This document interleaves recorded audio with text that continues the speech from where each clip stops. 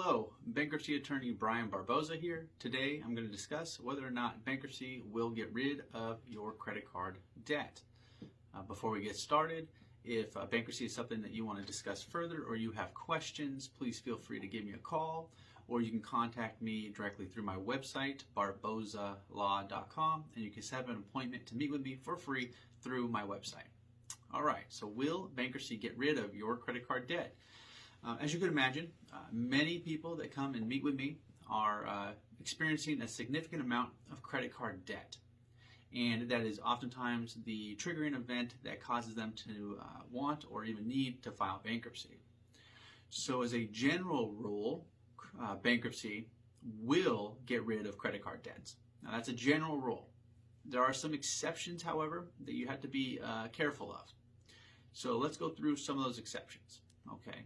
One exception is if you've been using credit cards for luxury services or for purchasing luxury goods or for cash advances, or in my opinion, if you just excessively have used credit cards within the last 90 days, the last 3 months, and then if you were to file bankruptcy within those 90 days, the credit card company could hire an attorney to come into your bankruptcy case and to object to their credit card, or at least those charges, from being discharged in your bankruptcy case, plus potentially the cost of their attorney's fees.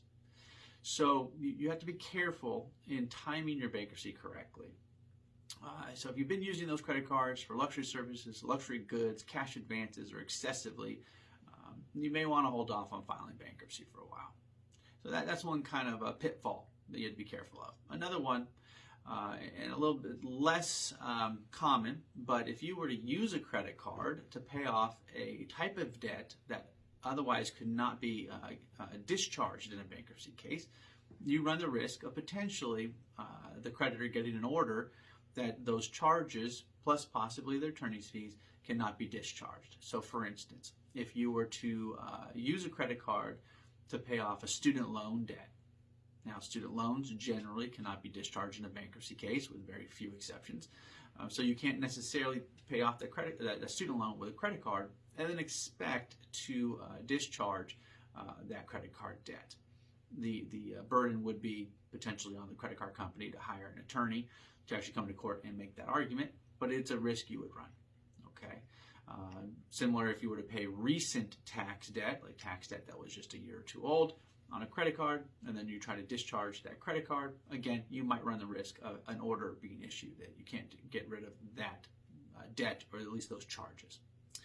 So, number one, credit cards generally will go away in a bankruptcy case.